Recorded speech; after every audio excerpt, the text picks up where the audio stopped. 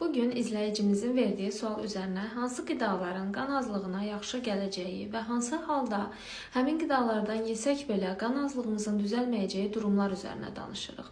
Əgər siz də videolarımı bəyənirsinizsə, əvvəla kanalıma abunə olaraq dəstək olsanız sevinərəm. İndi isə keçək sualımıza. Deməli, əsasən substrat əksikliyinə bağlı olaraq, yəni qan yaranmasında iştirak edən fermentlərin və yaxud da vitaminlərin, elementlərin əksikliyinə bağlı olaraq ən çox görülən qan azlığı növləri dəmir çatışmazlığı, B12 vitamini çatışmazlığı və fol turşusu çatışmazlığı ilə əlaqədardır. Və bu durumlarda biz hansı tip qidalara üstünlük verə bilərik? Təbii ki, heyvani mənşəli qidalar həm dəmir, həm də vitamin B12 baxımından çox zəngindir. Belə ki, qırmızı ət, qaraciyər, yumurta, sarısı və ya ağı, hər ikisi də. Daha sonra paxlalı bitkilər olsun. Məsələn, bura nə aiddir? Mərcimək, lobya ya da qurudulmuş lobyalar da var, noxud. Və yaxud da müxtəlif meyvələr də yenə öz növbəsində vitaminlərlə zəngindir. Amma unutmamaq lazımdır ki, B12-ni biz əksərən bitki mənşəli qidalardan, yox, heyvan mənşəli qidalardan alırıq. Buna görə də veganlarda B12 əksikliyi çox tez-tez görülən durumlardan biridir və onlar bunu substitute etmək məcburiyyətində qalır, yəni ekstra olaraq daxil edirlər bədənə.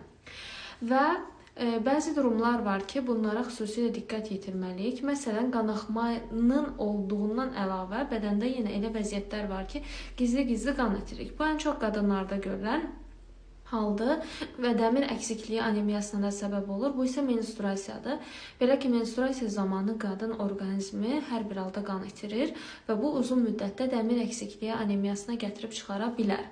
Və yaxud da müəyyən yaşdan sonra xüsusilə daha çox görülən mədə-bağırsaq xəstəlikləri var ki, buna məsələn mədənin xora xəstəliyi və yaxud da iltihabi bağırsaq xəstəliklərini misal göstərmək olar. Poliplər və yaxud da bu durumlarda bədəndə gizli şəkildə də olsa qan itirməsi baş verir.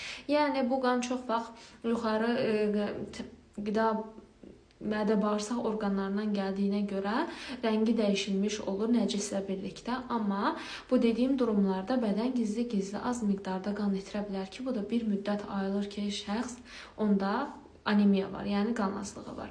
Və bu durumlarda təbii ki, nə qida yeyirsiz yiyin, əgər bədəndə bir yerdə qan itkisi varsa, təbii ki, buna bağlı olaraq qan azlığı yaranacaq.